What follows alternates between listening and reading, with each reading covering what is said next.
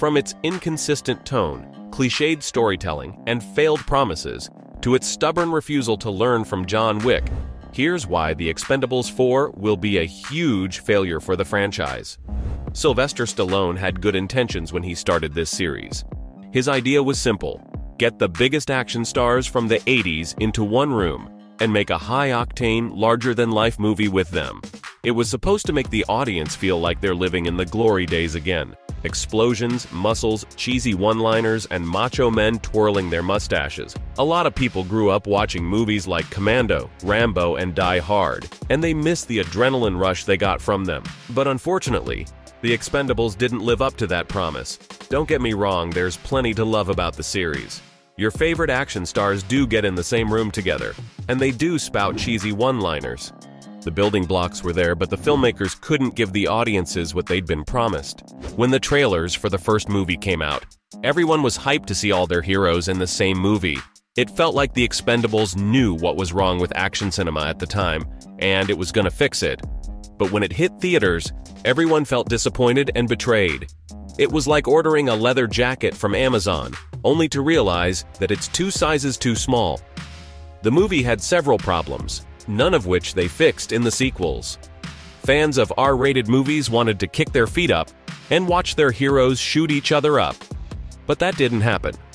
Instead, it suffers from the same problems that modern action films did in the 2010s. For example, it took itself too seriously. The shaky cam effect made viewers feel sick, and it overdid the CGI blood. Like, why use CGI blood when the old movies used corn syrup and red food coloring? And then there's the broken promises. Before the movie released, Lionsgate marketed it as the ultimate action movie featuring the 3 biggest action stars: Sly Stallone, Arnold Schwarzenegger, and Bruce Willis. There should have been parades in the streets for how awesome it could have been. But they only shared the screen for about 3 minutes, and that's not what the fans paid their hard-earned money for. Plus, the other problem was that all the stars were on the same team.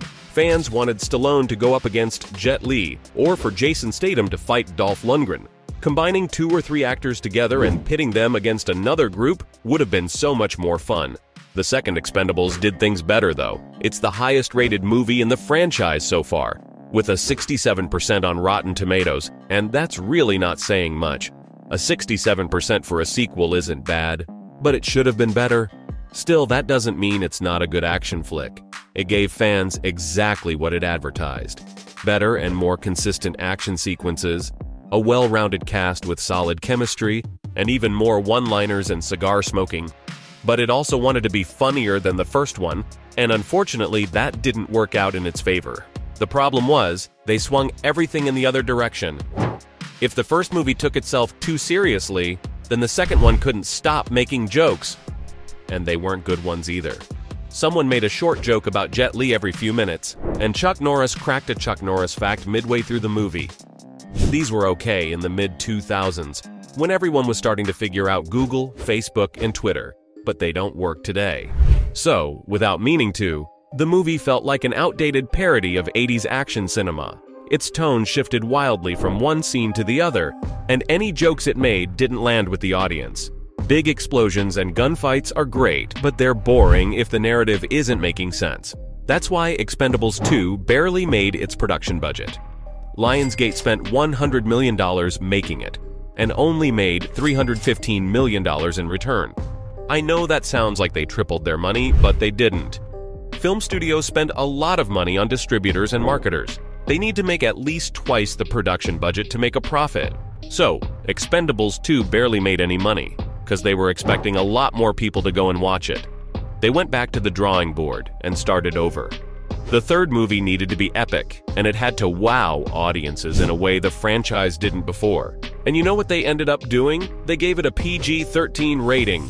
And this is where the franchise went off the rails. They should have cut their losses with the second one and moved on, but no. They thought that the PG-13 rating would expand the demographic and introduce the series to an entirely new audience. They were wrong.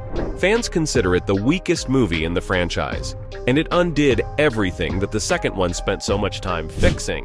The jokes were lame, the action set pieces were uninspired, and the story was boring. What's worse is that the cast was too huge. Yes, under normal circumstances. Seeing Stallone, Schwarzenegger, Mel Gibson, and Harrison Ford in the same movie would be a dream come true. But they barely have any screen time together, and all they do is spout sassy one-liners. What they should have done instead was reduce the cast by half and focus on a small stakes story. The action sequences would be the same, but the movie wouldn't jump all over the place to show you every single big-name cameo. Lionsgate probably thought that the reduced age rating and huge cast would make them a ton of money, but it made less money than Part 1. If it were anyone else, they'd abandon the series and call it a day. But now that we're getting a fourth Expendables movie, all bets are off. I've talked about the inconsistent tone and the dull storylines, but the biggest reason the franchise needs to end is because of the cast's age. Stallone's 77, Statham's 55, Randy Couture's 60, and Lundgren's 65. They're not spring chickens anymore, unless Expendables 4 is about them chilling in an old age home, telling each other stories from when they were young. It doesn't make sense for them to keep making big-budget action movies, which ultimately fail to recapture the magic of the 80s. And you want to know what's funny? Donnie Yen, one of the biggest superstars in China, was offered a role in the second movie, but said no. He thought the role wasn't interesting enough for him to star in. But 11 years later, in 2023, he'd star alongside Keanu Reeves in John Wick Chapter 4. This tells you a lot, doesn't it? The Expendables franchise lost steam by the third movie, and by then, fans wanted Stallone to stop making them. They totally understand his passion about them. The only problem is that continuing the series feels like a cash grab. The third movie ended things on a good note. The heroes won and celebrated their victory at the bar. Hooray, the end. Why is there a need to bring the series back after 9 years? And if they do, have they learned their lesson from the first 3 movies? There's a reason why Donnie was excited about John Wick 4 and not Expendables 2. The promise of the Wick movies was to redefine action cinema and pull off the most daring stunts ever. Every sequel built something fresh on top of the original, and Chad Stahelski kept improving his craft every single time. No 2 John Wick movies look or feel the same, and that's the entire point. If Lionsgate wants to keep making Expendables movies, then it needs to learn from Chad and Keanu. The space around action cinemas changed completely. People don't want shaky cams and CGI sequences anymore. They want gorgeous action set pieces where the camera steps back and lets the action speak for itself. Visual clarity is key in making any movie worth watching. Trust me, no one wants Taken 3 anymore. And the other thing is to create believable characters which are tailor-made for each actor. Throughout the Expendables movies, the main characters were barely memorable. Lee Christmas likes knives, Barney Ross loves cigars, and Schwarzenegger kept repeating iconic dialogues like he was a human meme generator. Jet Li and Randy Couture's characters were underdeveloped, and one of the worst offenders was Hector, played by Scott Adkins. He's a legend now, but he was still an up-and-comer in 2012. They gave him and Statham about a day to do their fight scene, and that was it. That's why it looks so choppy. In contrast, Adkins was ridiculously entertaining John Wick 4.